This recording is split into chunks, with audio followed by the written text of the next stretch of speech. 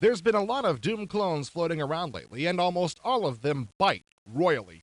They all try to be better than the game they're trying to copy, and that just doesn't work. You can't out-Doom Doom. It just can't be done. That's why I kinda like the Fortress of Dr. Radiaki. It doesn't pretend to be any great innovation. All it tries to be is funny. And after getting your butt smeared by archviles, it's a good thing to have around. In Dr. Radiaki, you play Macho Special Agent Banner, a guy with more Old Spice than brains.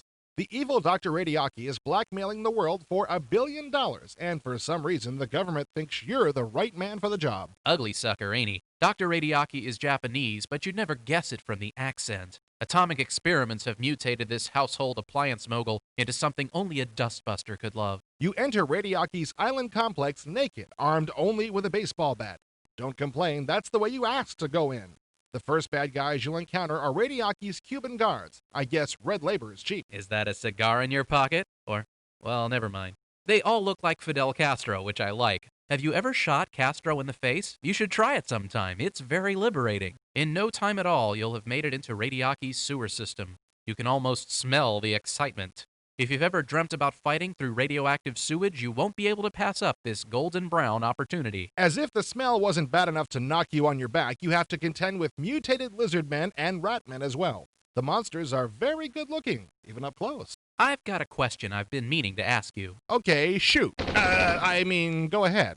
You previewed Radiaki a few months ago, and you said it was going to have SVGA graphics and monsters and walls that don't pixelate at all. What happened to that? Well, Future Vision decided that Radiaki wasn't the right game to debut that engine with. They are still developing the full-screen SVGA engine, though, and they plan to show it at the winter CES. This is the auto map. It's one of the very few parts of Dr. Radiaki that isn't funny.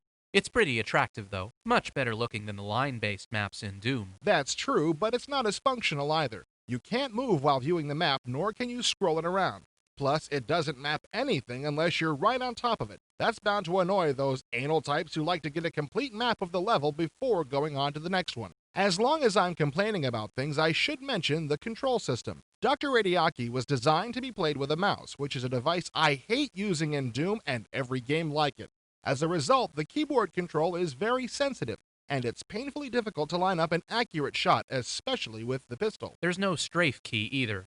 Yeah, the keyboard control was a bit of a letdown, but I like using the mouse. If you can get the hang of it, it's extremely accurate. So you're saying I should be more open-minded? About your rodential hostilities and phobias? Most definitely. One thing I like that Dr. Radiaki has plenty of is bosses. There are some pretty weird sights in this game, and the bosses are as silly as they are deadly. Have you ever been attacked by a 9-foot-tall German infant wearing lederhosen before? Not that you know of. Not only do they look good, they sound great too.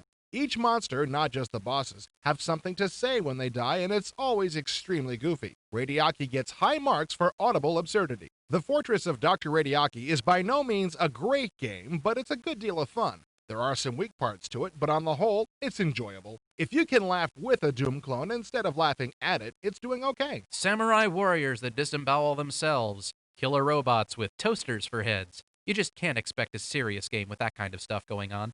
Dr. Radiaki is good, light entertainment, which is just what it was meant to be. The next time you can't find Godzilla vs. Rodan on any late-night cable station, play this instead. We'll be right back.